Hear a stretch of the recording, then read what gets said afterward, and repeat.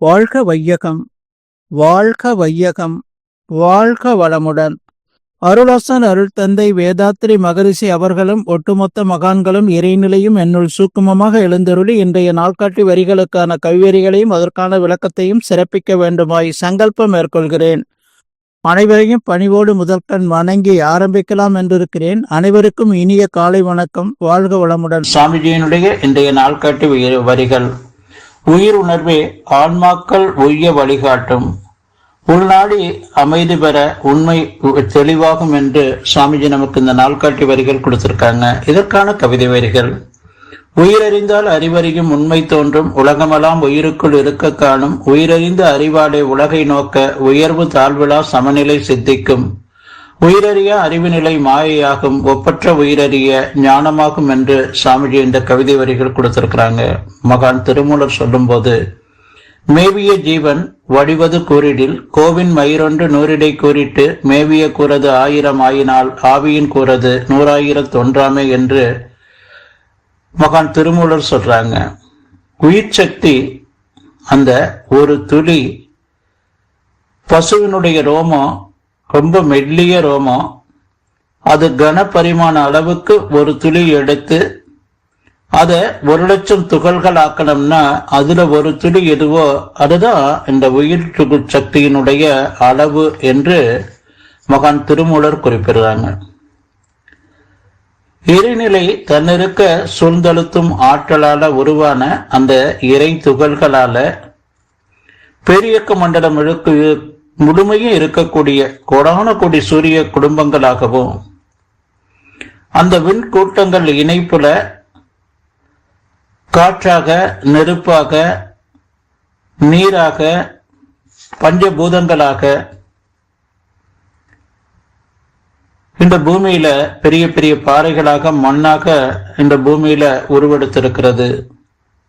இந்த பெரியக்க மண்டல தோற்றங்களுக்கும் இந்த பஞ்சபூதங்கள் இணைப்புல இருக்கக்கூடிய நிலம், நீர், நெருப்பு, காற்று என்று சொல்லக்கூடிய அந்த 4 பூதங்களும், விண் என்று சொல்லக்கூடிய அந்த 5 பூதங்கள் அந்த இறை துகளினுடைய கூட்டால உருவானதுதான். அந்த 5 பூதங்கள் இணைந்த அந்த மண் தன்மை கொண்ட பாறைகளிலிருந்து உருவானதுதான் ஓரறிவு தாவரம். தொடர்ந்து ஐயறிவு விலங்கு வரையில உணர்வு நிலையில இருக்கு. 6வது பரிணாமத்துல மனிதன் தோன்றி இருக்கிறோம். அப்போ இந்த பூமியில உள்ள ஜட பொருட்கள் அனைத்தும், உயிர் பொருட்கள் அனைத்தும் அந்த இறை நிலையில இருந்து உருவான அந்த இறை துகளால உருவாக்கப்பட்டதுதான் என்பதை நாம உணர்ந்து நாம ஒவ்வொரு மைக்ரோ செகண்டும் நம்முடைய மன அலைச்சுடலை குறைத்து அந்த இறைநிலை இணைப்போடு இருந்து இந்த உணர்வோடு வாழணும். ஒவ்வொரு இறை துகள் மத்தியிலையும் அந்த இறைநிலையே இருக்கு, அதை சூழ்ந்தும் இறைநிலையே இருக்கு. மத்தியில் இருக்கக்கூடிய அந்த இறைநிலை சுத்தவெளி விளக்கு மாற்றலாகவும், சூழ்ந்து இருக்கக்கூடிய இறைநிலை சூழ்ந்து அழுத்து மாற்றலாகவும் இயங்கிக் கொண்டிருக்கு. அந்த மத்தியில் இருக்கக்கூடிய அந்த வெற்றிடம் அதிகமாக அதிகமாக அதிகமாக அந்த சூழ்ந்த அழுத்தத்தால உருவாகக்கூடிய அந்த சுழற்சியில இந்த பிரபஞ்சம் முழுவதும் வான் காந்தமாக நிரம்பி இருக்கு. ஜீவன்களுக்குள்ள அதே ஜீவகாந்தமாக இருக்கு. ஜட பொருட்கள்ல 3 உணர்வு: தன்மை, துல்லியம், இயக்க ஒழுங்கு. உயிர் பொருட்கள்ல தன்மை, துல்லியம், இயக்க ஒழுங்கு, உணர்தல், துய்த்தல், இன்ப துன்பம் பிரித்து உணர்தல் என்ற 6 உணர்வுகள் நாம உயிருள்ள ஜீவராசிகள் அனைத்துக்கும் இருக்கு. அதான் பாரதியார் சொல்லும் போது, காக்கை குருவி எங்கள் ஜாதி, நீர் கடலும் அடையும் எங்கள் கூட்டம் என்று சொல்லுவாங்க. பஞ்சபூதம் எங்களுடைய கூட்டம், காக்கை குருவி எங்கள் ஜாதி என்று சொல்றாங்க. அந்த அளவுக்கு இந்த உயிருணர்வு பெற்ற மகான்கள் மட்டும்தான் அதை உணர்ந்து சொல்ல முடியும்.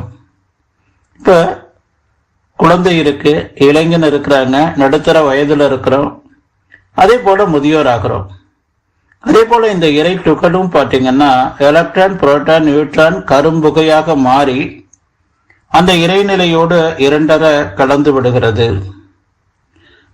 சுவாமிஜி இறைநிலை தவத்துல சொல்லுவாங்க, நாள் தவறாமல் இந்த தவத்தை இயற்றி வந்தால் இறைநிலையே பிரபஞ்சமாக தன்மாற்றம் பெற்ற பேருண்மையும் அதுவே தானுமாக இருக்கக்கூடிய காட்சியும் அகத்துணர்வாகவே நிலைத்துவிடும். இந்த காட்சியில்தான் பேரியக்க மண்டலம் முழுமையும் இறை துகள்கள் என்னும் காந்த ஆற்றல் நிரம்பி இருப்பதும், இந்த காந்த ஆற்றலே மனமாக இருப்பதால் ஒரு ஜீவனின் மனமானது பேரியக்க மண்டலம் முழுமையும் உள்ள எல்லா ஜீவன்களுடனும் இணைத்து கொண்டிருப்பதும், ஒவ்வொருவருடைய கருமையும் தனித்தனியே இயங்கிக் கொண்டிருந்தாலும் அவை அனைத்தும் இணைந்து ஒரே கோர்வையாக செயல்பட்டு கொண்டிருப்பதும், எல்லோருடைய உணர்வும் அறிவும் பல்லாயிரம் அலைகளுக்கு அடித்தளமாக உள்ள கடலில் போன்று ஒன்றாக அகக்காட்சியாகும். இந்த காட்சியில்தான் மனித மனம் மதம், அரசியல், பொருளுடைமை என்ற பட்டுதல்களிலிருந்தெல்லாம் விடுபட்டு அன்பும் கருணையும் இணைந்த பேரறிவாக ஒளிவிட்டு வீசும் என்று சொல்றாங்க. இதை